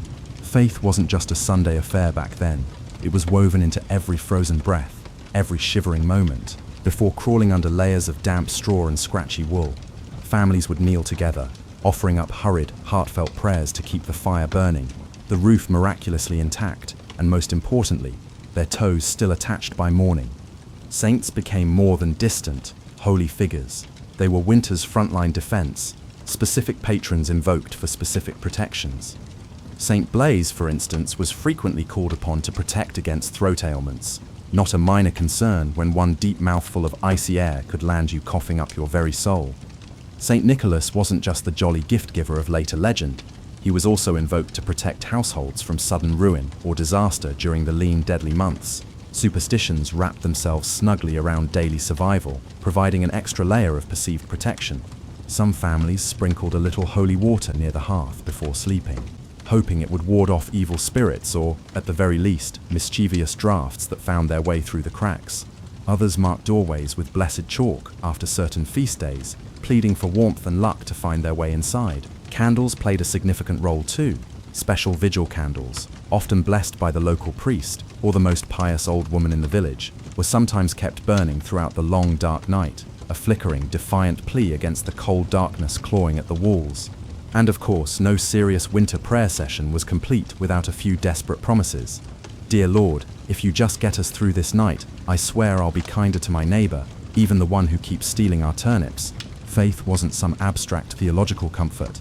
It was a daily, urgent conversation, a desperate bargain for one more day of life. The peasants weren't asking for luxury, just survival, a little heat, a little food, and one more day to muddle through until spring finally broke the frozen grip on their tiny villages. It was simple, raw hope, whispered into the smoky rafters, tangled in breathless prayers, and tucked under itchy blankets that somehow, miraculously, carried them through the endless, merciless nights of winter. For all the ingenuity, the fervent prayers, and the sheer stubbornness medieval peasants threw at winter, the stark, chilling truth was that sometimes it simply wasn't enough. And when winter won, it didn't just take a few unlucky souls, it took entire families, whole villages, vanishing them into silence beneath a heavy, unforgiving shroud of snow and ice. Some winters were particularly cruel, etched into the collective memory as periods of unimaginable suffering, like the infamous Great Famine winter of 1315. Torrential rains destroyed crops, livestock starved, and freezing temperatures turned an already brutal existence into a slow, grinding disaster that pushed humanity to its absolute breaking point. People were so desperate that stories whispered of eating shoe leather, tree bark, and in the most horrifying, unspeakable cases, each other. Failure to keep the meager fire alive wasn't just an inconvenience, it was often a direct death sentence. Without the hearth's meager warmth, families huddled together for the final time, succumbing to the cold. Neighbors would sometimes stumble across whole households in the spring, their bodies still locked in one another's frozen embrace, as if desperately trying to share just a little more heat until the very end.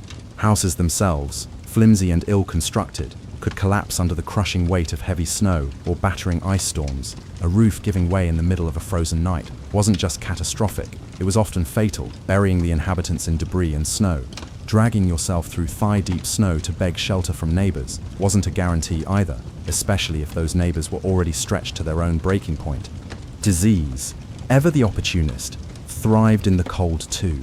Starvation weakened the body's defenses, and cramped, smoky, unhygienic homes turned into perfect breeding grounds for pneumonia, bronchitis, tuberculosis, and other deadly infections. A simple cough in December could easily morph into a funeral by January, and then there was the quiet, insidious horror of frostbite. Fingers, toes, even ears blackened and died while still attached to their owners. A slow, agonizing process. Some villagers survived winters at the cost of their limbs, a grim badge of honor that said, "I made it through, but winter took a piece of me." Yet what's most haunting isn't just the sheer scale of death, it's the eerie normalcy of it all.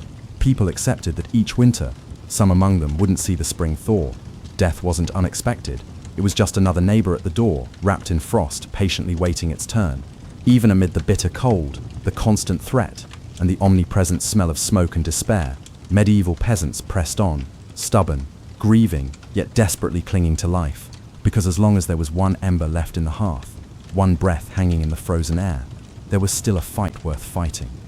When we look back at medieval peasants, those muddy, frostbitten survivors of countless brutal winters, it's tempting to see only their hardships, the cracked hands, the frozen toes, the smoke-choked huts, the constant fight against the elements. But buried deep beneath all that struggle, all that discomfort, is something far more powerful, a legacy of raw, stubborn ingenuity and unbreakable human endurance. They didn't have central heating, thermal jackets, or cozy memory foam mattresses. They didn't even have the luxury of assuming they'd survive until spring.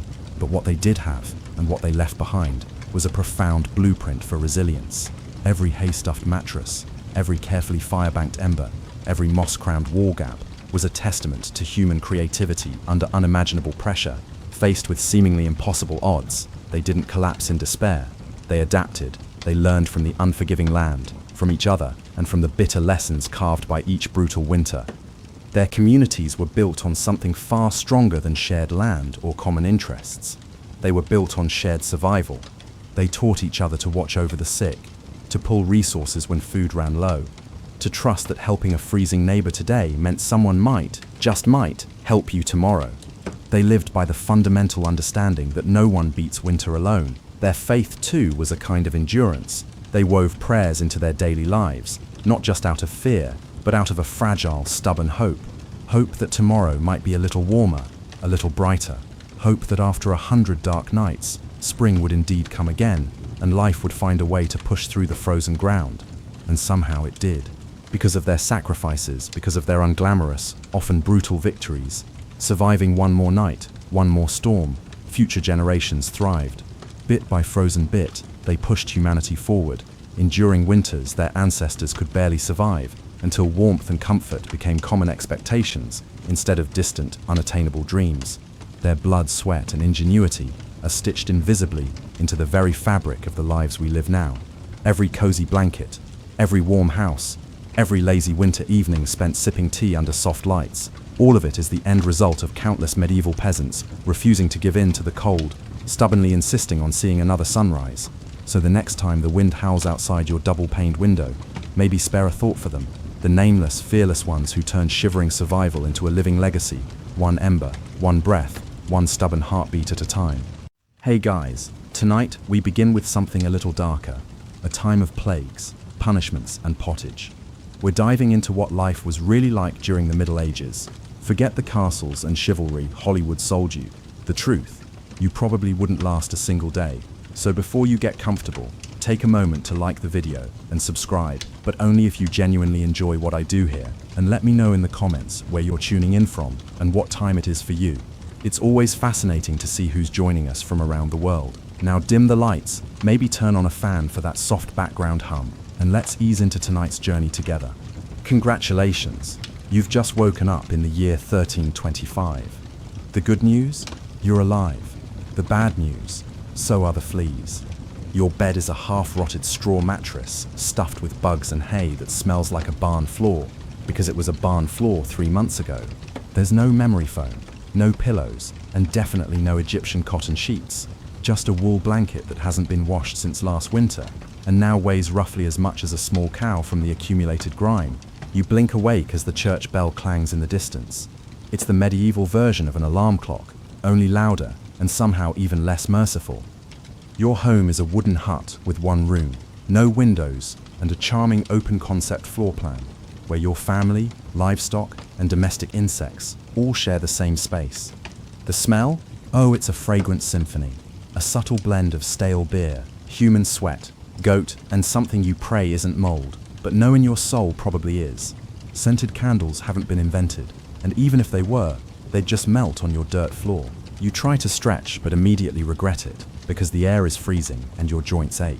You're 22 years old, which in medieval terms is roughly middle-aged. Your spine creaks like an old wooden door, and your knees sound like a bag of rocks being shaken by a confused peasant.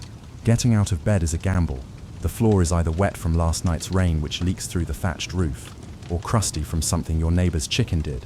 Either way, your bare feet are now part of the ecosystem. Oh, and privacy, what's that? Your entire family, and maybe a random cousin who just never left, are waking up beside you.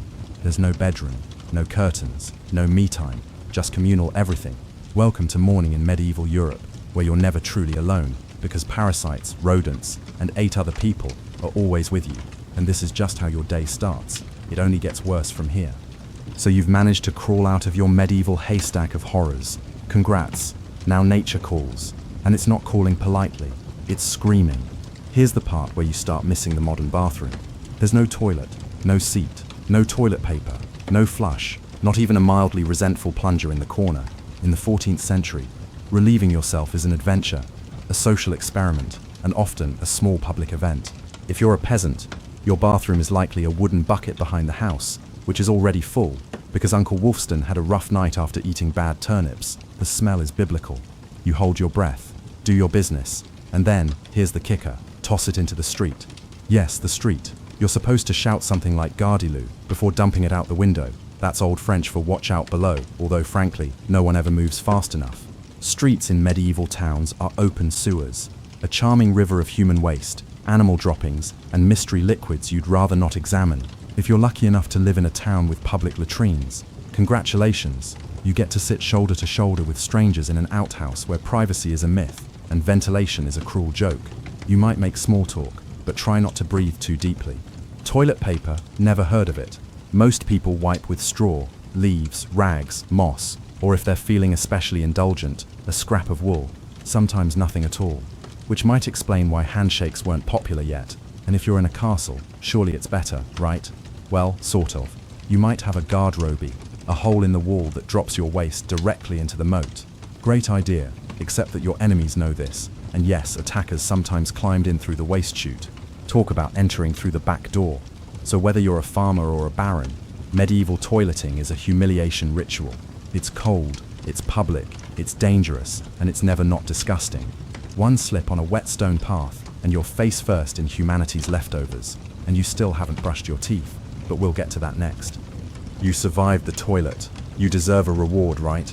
Maybe a nice breakfast. Something warm, delicious, comforting. Sorry, this is medieval Europe. Nothing is comforting here. Breakfast, if you can call it that, is a grim affair. There are no eggs Benedict, no coffee machines sputtering awake, and certainly no avocado toast. You sit down, or squat, near the fire to a wooden bowl of something that looks like it was scraped off a muddy boot. Welcome to your daily ration of pottage. Pottage is a thick, gloopy stew made of whatever you can find. Grains, root vegetables, maybe a few beans if you're lucky. It's been simmering in the same pot for days, sometimes weeks, and new ingredients are just dumped on top of the old ones. It's less of a recipe and more of an ongoing edible experiment. On the side, a hunk of bread so hard it could deflect arrows. It's made from coarse rye or barley flour, often bulked up with sawdust, ground up acorns or other creative ingredients, because wheat is a rich man's fantasy. This loaf is not your friend. You don't slice it, you negotiate with it.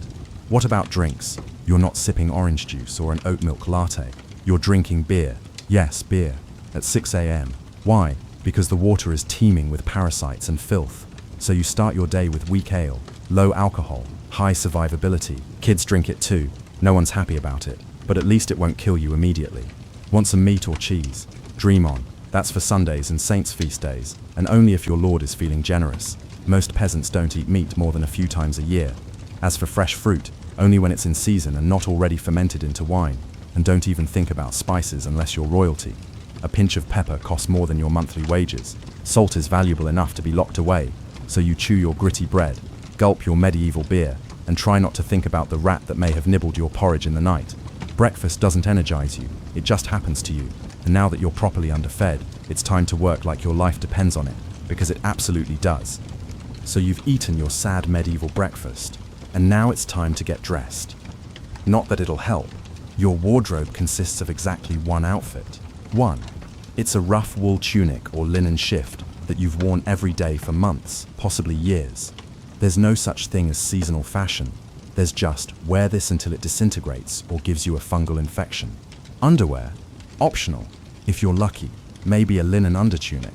If you're not, well, you're going commando under layers of scratchy, sweaty wool, all lovingly stitched together by someone who probably had no idea what a seam was supposed to look like.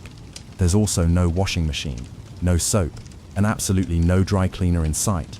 So your clothes are stained, stiff, and scented like a compost pile that's been left to marinate in a pigsty. Even if you wanted to wash them, it's not easy. You'd have to haul water from a river or well, heat it over a fire, scrub your tunic on a board with ashes or lye, and hang it in the sun, which is out approximately 3 days a year. And don't get me started on shoes. If you own any, they're made of untreated leather, barely stitched together, and offer as much arch support as a banana peel. Most peasants just go barefoot, through mud, through dung, through medieval landmines, aka sharp rocks and disease puddles. All this means one thing: your skin hates you. You itch constantly. Fleas, lice, and bedbugs live rent-free on your body. Everyone has them: nobles, lousy monks, itchy children, walking insect farms. No one escapes.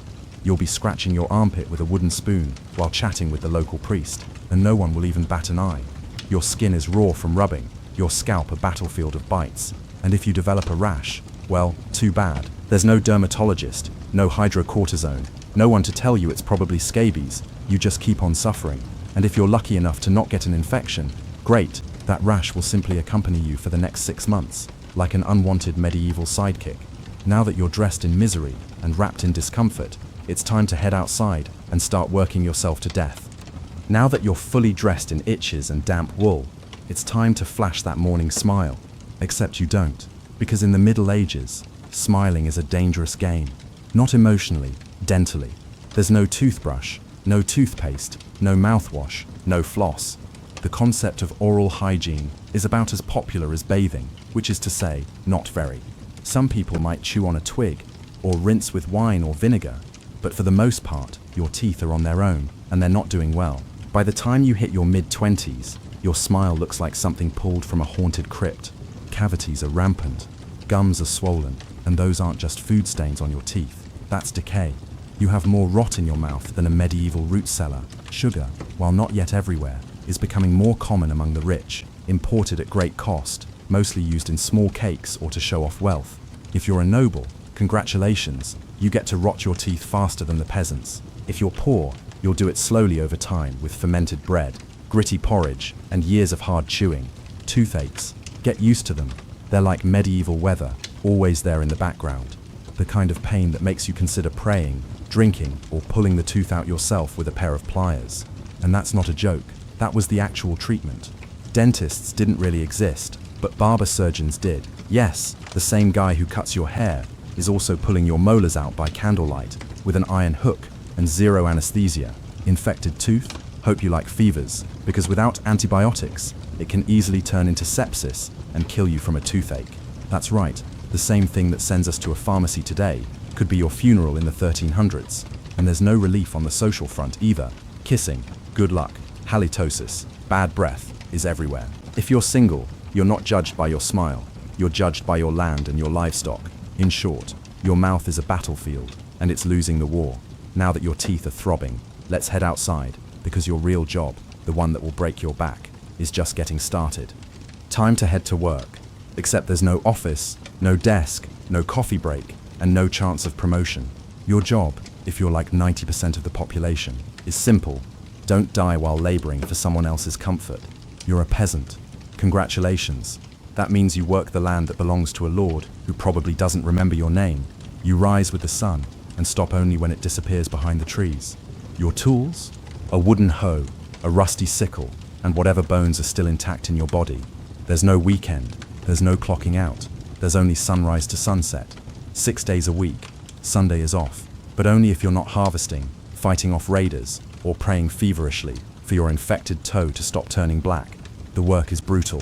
Fields are plowed by hand, or with oxen if you're rich enough to afford one.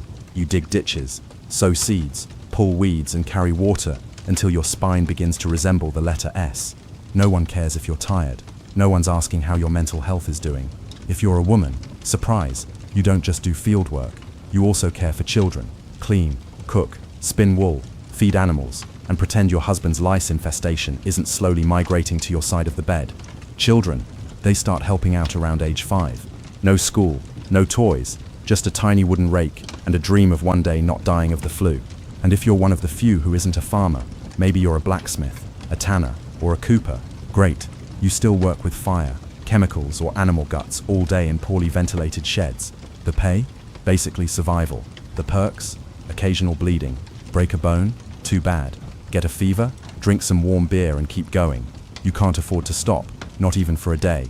Because if you don't work, you don't eat. And if you don't eat, well, medieval Europe has a solution for that. It's called being replaced. So you grip your shovel, ignore the blisters, and keep digging. Because in the Middle Ages, your job isn't a career, it's a slow-motion endurance test. Now that your back is on fire from laboring in the fields, let's talk about the weather. Because in the Middle Ages, temperature is less about seasons and more about ongoing punishment from the sky. Let's start with winter. There's no insulation, no central heating, and no weatherproofing. Just wooden walls with gaps you could throw a chicken through.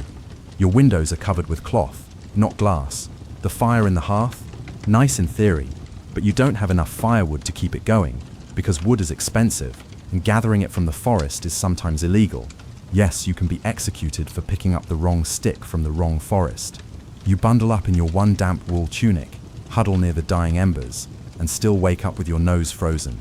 Your feet are permanently cold, often damp. Your fingers so stiff they feel like tiny medieval popsicles. Frostbite isn't diagnosed. It's just called bad luck. Now fast forward to summer. Sounds better, right? Wrong. In summer, your home turns into a clay oven. There's no fan, no cross breeze, and absolutely no deodorant. You sweat through your layers, but you can't remove them because showing too much skin is scandalous and also invites sunburn, insect bites, and social judgment. The flies are out in full force, attracted to your unwashed body and the smell of last week's goat stew that's still fermenting in the corner. Mosquitoes buzz by your ear while you sleep, assuming you can sleep through the sound of your neighbors yelling and babies crying. In the fields, the sun bakes you. No sunblock, no hat unless you fashioned one out of straw like a desperate scarecrow. And the worst part, you still have to work. Heat stroke is just called taking a bad turn. So you're either shivering in your own hovel, wondering if your toes will make it to spring, or you're sweating through your only pair of socks while your thighs chafe into oblivion. And the one thing that never changes, no matter the season, your clothes still itch, your food is still terrible, and your next job still waiting. Welcome to climate control, medieval style. There is none. Feeling thirsty? Need to freshen up? Want to splash a little water on your face to wake up from this damp fever dream of a life? Too bad. In medieval times, water isn't your friend. It's trying to murder you quietly. Let's start with drinking. The nearby stream looks fresh, bubbling and clear, like something out of a fantasy movie. But spoiler alert, it's not. Upstream, someone just dumped a chamber pot into it. And if not that, then a dead pig is probably decomposing in it. Parasites, bacteria, and the entire microbial army of medieval Europe are awaiting in every sip. That's why people drank beer.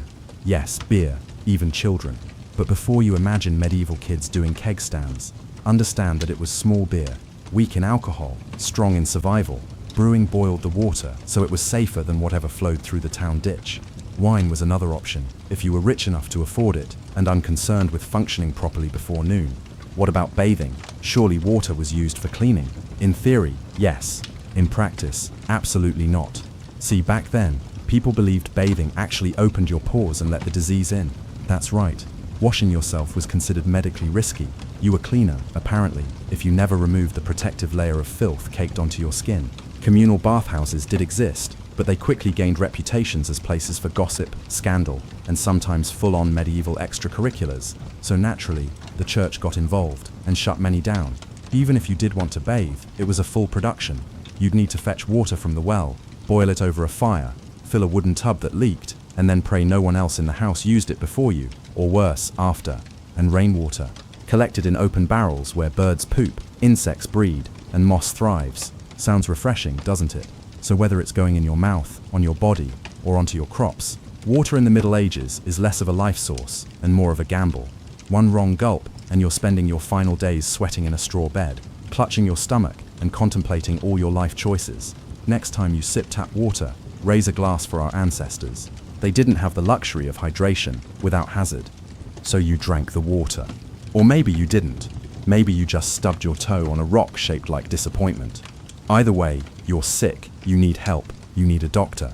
Too bad you live in the Middle Ages, where medicine is really just polite torture with a theology degree. Let's start with the diagnosis. Everything wrong with you, whether it's a cough, rash, broken bone, or the creeping plague, is caused by your humours being out of balance. The four humours were blood, phlegm, yellow bile, and black bile. According to medieval science, your health depends on keeping them balanced, like some sort of internal soup. Got a fever? Too much blood. The answer? Bloodletting. That's right. Let's drain your life force into a bowl, using a dull blade or a hungry leech. And yes, barbers were often the ones doing it. Imagine getting a haircut and a hemoglobin extraction in one sitting. 2 for 1, baby. Feeling sad or anxious? That's clearly an excess of black bile. The cure? Laxatives. Maybe a warm herbal purge, or just prayers and a cold compress, while everyone avoids eye contact with you and starts carving your coffin. Now, if you break a bone or get a nasty wound, you're in real trouble. There's no anesthesia, unless you count passing out from pain. Surgery is done with knives that haven't been cleaned since the Crusades. Tools are heated over fire, not for sterilization, but because they just look scarier that way. Antibiotics? Centuries away. Germ theory? Not invented yet. They think disease comes from bad air or God being annoyed with your moral failings. Got a stomachache? Must have been your sinful thoughts. Hope you like confessing while vomiting. If your condition gets worse, you'll be treated with more leeches, possibly some crushed beetles, and a priest at your bedside giving last rites just in case. At this point, they're preparing for the cure known as death. And if by some miracle you recover, everyone just assumes God took pity on you. The doctor takes full credit, and the leech gets promoted. So yes, in the Middle Ages, medicine is less about healing and more about surviving the cure. After a long day of labor, lice and leeches, it's finally time to eat. You shuffle back to your hovel, stomach growling, ready for the one joy left in life. A warm meal. Bad news. Your meal is probably trying to kill you. Let's begin with the basics. Food preservation doesn't really exist. There's no fridge, no freezer, just salt, smoke, or the hope that winter air keeps things fresh. Your meat, if you're lucky enough to have any, has been hanging for days, covered in flies, marinated in questionable brine, and possibly shared with a rat or two. Bread is the cornerstone of the medieval diet, but even that isn't safe. In bad harvest years, desperate peasants bulk it up with bark, sawdust, or even clay to make it stretch. And if it's rye season, there's a bonus: ergot, a fungus that causes convulsions, hallucinations, and sometimes death. It's like eating bread laced with LSD and tetanus. Vegetables, only if they're in season. And you know what's always in season? Turnips. So many turnips. Boiled, mashed, or floating in pottage, which, if you remember from chapter 3, is basically a hot swamp of mystery ingredients that's been simmering since your great-grandfather's funeral. Fruit might be available in the fall, but it rots quickly, and sugar is rare, expensive, and hoarded by the rich to show off their blackened teeth. Dairy is another gamble. Fresh milk spoils in hours. Butter and cheese fare better, but they're loaded with bacteria. People eat them anyway because, frankly, it's either that or chew your boot leather. And let's talk about seasoning. Spices like pepper, cinnamon, or nutmeg, worth more than gold. For the average peasant, flavor comes from onions, salt, if you're lucky, and pain. Most meals taste like wet burlap sprinkled with sadness. But food isn't just a health hazard, it's a political one. Game animals belong to the Lord, not you. Caught poaching a rabbit, you could be fined, imprisoned, or even executed. That's right, your dinner could get you hanged. So as you sit down to eat your grey stew by flickering firelight, remember, every bite is a risk, but you eat anyway. Because in the Middle Ages, food doesn't nourish, it tests you. It's evening now. You've worked, suffered, and barely digested your suspicious stew. You might think the day is winding down, but don't get too relaxed, because God is watching. So is the priest, and so is your neighbor Agnes, who will absolutely rat you out if you miss Mass. In medieval Europe, religion isn't just part of life, it is life. The church controls your calendar, your laws, your education if you can read, your birth, marriage, death, and everything in between. Think of it as your spiritual landlord, and you're always behind on rent. Every day is structured around prayer bells. The town church bell rings in the morning, noon, and night. Not because people need reminders, but because missing prayer is a sin. Forget to bow, sin. Eat meat on a Friday, sin. Think about your neighbor's wife in that one dream, double sin. And yes, hell is very real, vividly real. Priests describe it in glorious detail.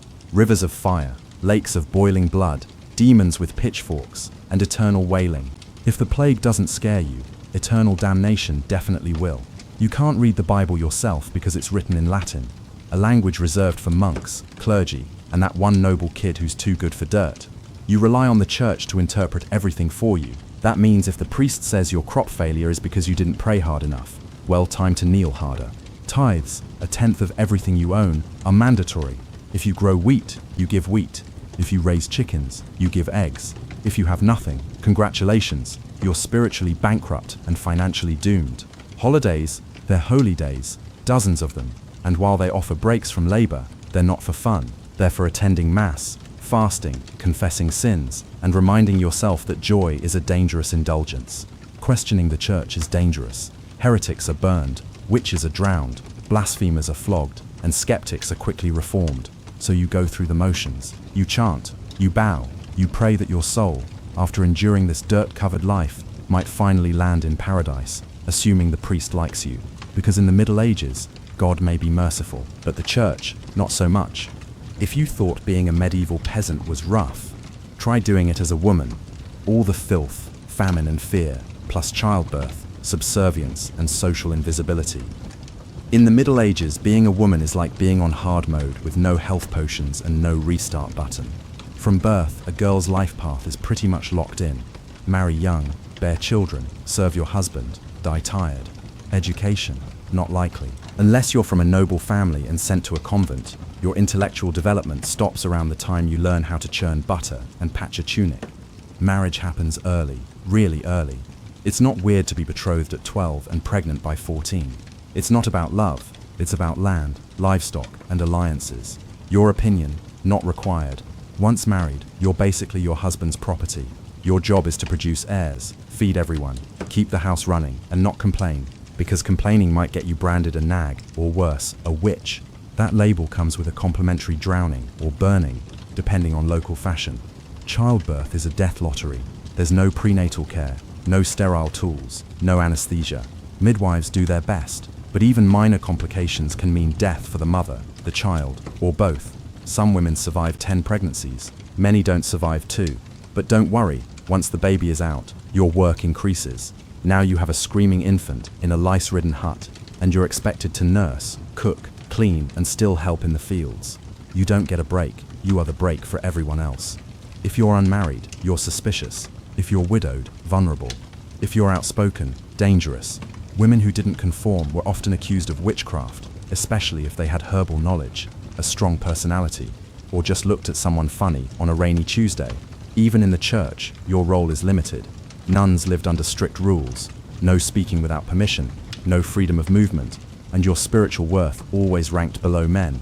In short, if you're a woman in the Middle Ages, you're expected to endure, obey, reproduce, and suffer in silence, ideally while smiling. Because even in a time of universal suffering, women were somehow expected to suffer gracefully. So far, you've battled filth, starvation, social injustice, and possibly a goat. But just when you think your day can't get any worse, here comes violence. Loud, bloody, and often completely acceptable by medieval standards. Let's be clear, the Middle Ages were not peaceful. The idea of law and order mostly meant hope the local lord isn't in a bad mood. Violence is everywhere, in the home, in the streets, on the battlefield, in church disputes, and sometimes in line at the communal bread oven. Crime is common, punishment is brutal, and justice is more performance art than protection. Steal a loaf of bread, you could lose a hand. Accused of lying, your tongue might get pierced. Gossip too much? Meet the scold's bridle, a metal mask strapped to your head with a bar in your mouth, for correction of course. Let's say you're accused of something serious, heresy, theft, witchcraft. How do you prove your innocence? By being tortured, obviously. Welcome to trial by ordeal. One version, you stick your hand in boiling water to retrieve a stone. If it heals without infection in 3 days, you're innocent. If not, you're guilty. Another option, you're tossed into a river. If you sink, you're innocent and probably dead. If you float, you're guilty and will be punished anyway. It's like a medieval game show where the prize is survival and the host is actively rooting against you. And if you're sentenced to death, that's a public event. Executions are performed in front of cheering crowds, hangings, beheadings, burnings. Sometimes people bring snacks. It's the medieval equivalent of cable TV. Domestic violence, completely normal. Husbands were allowed, even expected, to discipline their wives and children. Street fights, commonplace. You could be beaten just for looking the wrong way at a noble's horse. And war, always simmering. Local feuds, territorial disputes, religious crusades. Someone's always marching off to stab someone else in the name of honor, God, or boredom. Violence isn't a breakdown of society in the Middle Ages. It is society. Everyone lives with the constant knowledge that life is fragile, justice is arbitrary, and your neighbor might bash your head in over a pig. So walk carefully, keep your eyes down, and never trust anyone with a club. At this point, you've made it through the lice, the leeches, the laundryless misery, and the looming threat of public disembowelment. But now comes the final chapter of most medieval lives, an early and unglamorous death. If you're alive and still breathing past the age of 40, you're practically a celebrity. You might even be referred to as the Old One, which is less of a nickname and more of a statistical miracle. Let's break it down. The average life expectancy hovers around 30 to 40 years, but that number is dragged down heavily by infant mortality. Nearly half of all children died before reaching age 5.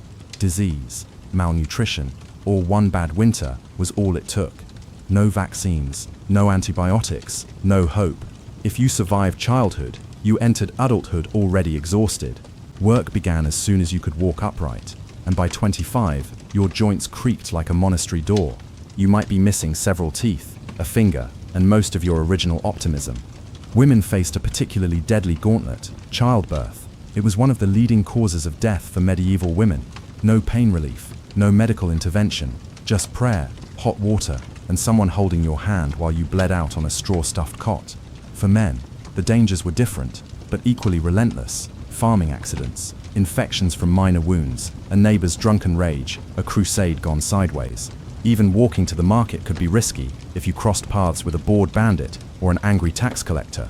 Death could also come quietly from the plague, which turned cities into cemeteries overnight, or from famine, which could last entire seasons, thinning out entire villages, or from bad luck, like eating spoiled grain and spending your final hours hallucinating and screaming at the walls. And funerals, you were lucky if you got one. Bodies were often buried quickly to avoid disease. No embalming, no polished coffins, just a hole, a few murmured prayers, and a shallow mound of earth if there was enough space left in the churchyard. So yes, in medieval times, life was brutal, short, and constantly under siege by death in all its casual forms. You didn't retire, you just stopped showing up. And speaking of exits, let's move on to your final chapter. The medieval dream dies. So, how's your day been? You've woken up in filth, relieved yourself into a bucket, brushed your teeth with wishful thinking, nearly passed out from hunger, worked until your spine cried for mercy, scratched your way through itchy wool, prayed to not get plague, and barely dodged a public execution for owning a squirrel. Welcome to a single day in medieval Europe, still dreaming of becoming a knight. Think again. That romanticized version of the Middle Ages, gallant swordsmen, noble ladies in towers, heroic battles and feasts in candlelit great halls, it's a myth, polished by fairy tales and fantasy books. In truth, the medieval world was gritty, cruel, and deeply unfair. Hierarchy was everything. If you were born poor, you stayed poor. If you were born rich, congratulations, you had a better chance of surviving, but you were still one bad soup away from dysentery and a hasty burial. Even the nobles weren't immune to misery. Castles were drafty stone refrigerators filled with fleas, smoke, and politically motivated marriages. Sure, you had a fur cloak and a goblet of wine, but also a 50% chance of dying in a skirmish or from an infected splinter. Not exactly luxury. The simpler times weren't simple, they were relentless. Everything took longer, everything hurt more, everything from childbirth to chewing came with consequences. Life was survival, not leisure, and if you did find a quiet moment to think, to dream, to imagine something better, there wasn't much you could do with it. No upward mobility, no modern medicine, no internet to Google, what's this weird rash? You lived, suffered, worked, and died within a 10-mile radius of where you were born. But here's the wildest part. Through all of this, people still laughed, sang songs, told stories, fell in love, and found meaning, not because life was easy, but because humans are stubborn like that. Even in the darkest chapters, they made space for light. So tonight, when you slip into your clean bed with indoor plumbing, antibiotics, and central heating, maybe say a quiet thank you to the modern world and to your ancestors who fought rats, famine, and feudalism so you wouldn't have to.